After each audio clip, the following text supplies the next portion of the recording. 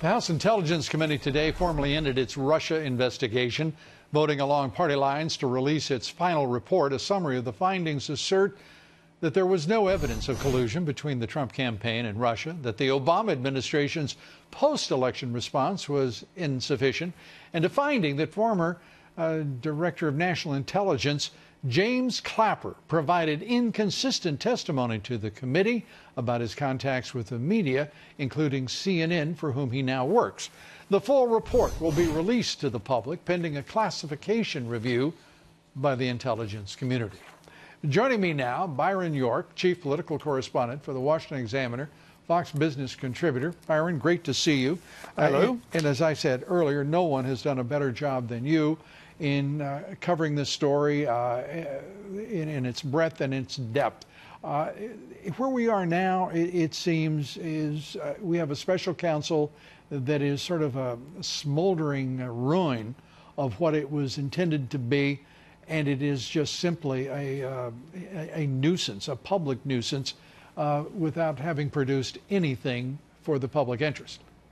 Well, a couple of things. One, I think there's a few more things in this House Intelligence report. And today what they did was they released a bunch of findings, one-sentence findings, but a bunch of them, from their report. They also said that Donald Trump's business history did not have anything to do, that they could tell, with any sort of relations with Russia or any sort of collusion, which they said did not exist.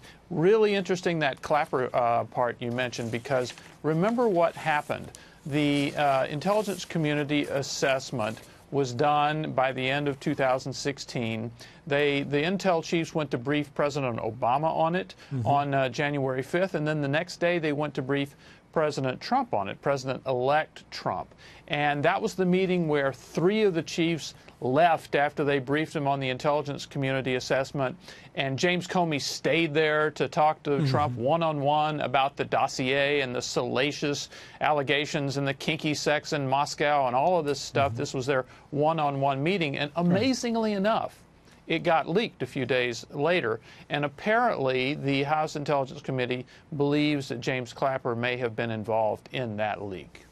James Clapper and James Comey, as the instrument of whatever purpose, that briefing gave it a standing that then could be leaked. There's all sorts of questions about who was responsible for what, and I suspect we're going to have questions for some time. But it is just awful what is happening in this country, and frankly what the Democratic Party has become, and what the deep state has become. We're also looking at the very real possibility that that we're incapable now in the media of asking the appropriate questions.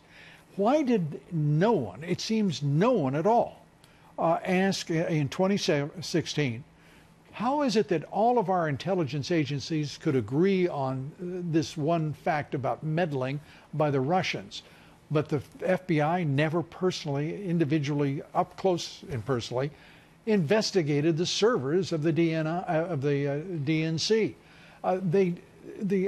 No one questioned why there was not a scintilla of evidence produced by all of these 16 intelligence agencies who, quote unquote, agreed on everything, but had not one whit of evidence to support their concurrence. Couple of things. On the Hillary Clinton email investigation, it was worse than you just said, and certainly worse than we knew at the time, because remember, they interviewed Hillary Clinton, the FBI did, on January 2nd. That was the January 4th weekend, and then on January 5th, James Comey comes out and exonerates her, and we only learned not too long ago that Comey began writing the exoneration memo in late April or early May. Not only before Hillary Clinton was interviewed, but before 15 or 16 other witnesses, some of them very important witnesses, were interviewed. So it's just striking the way that they created this sort of pre-exoneration and then played it out for public consumption. Now, on the Mueller thing, you have to remember, what's interesting here is Mueller has charged a number of people who were very close, high-ranking people in the administration, Manafort, Flynn, Gates. There are people who would have been involved in collusion had such a scheme existed, and yet they've been charged with other things. If I may just say, in the campaign. Right, and they've been charged with other things, but nothing that involves any hint of collusion or coordination or conspiracy or whatever it's called. So that's leading a lot of people to believe that Mueller really is not going to do anything on that. And then it all becomes about obstruction of justice. And remember, as far as Donald Trump's argument is, they're trying to go after me for obstructing an investigation into something that didn't happen. That's going to be a very powerful political argument for the president. A powerful one, and you would think that the president would not have to make that argument solely. You would think that the leading lights of the Capitol Hill, Mitch McConnell, Speaker Ryan, would have the guts, the integrity to stand up and say this is enough and it's got to end now. Wouldn't you think? Well, you're right to bring up the members of Congress, because the president is not going to be charged with some crime and have to go to court over it. If it comes to it, he would be impeached if there's a Democratic House of Representatives. Well, it's right now it appears that Ryan and McConnell want him impeached. They're doing everything they can, it seems to me, with this irresponsible bill, $1.3 trillion that's turned fiscal policy upside down and which set off the markets today. They're trying to dislodge this president, and it's just fine with them if they lose their majorities in both houses to do it.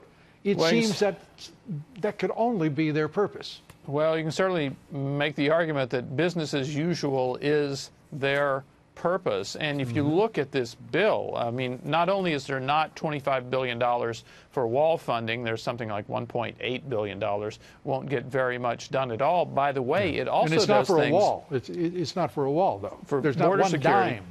It also does things like reduce the number of ICE detention beds, which makes it more likely that catch and release will expand under Donald Trump instead of shrink under Donald Trump. Certainly not what the president promised during the campaign of 2016. And right now, no ready way in which to hold accountable Messrs. McConnell and Ryan. Oh, they're still rushing to pass it as we speak. I beg your pardon? They're still rushing to pass it as we speak. Yeah, they want that 2-week vacation, all of it. Byron York, great to see you. Thanks, my friend. Thank you, Lou.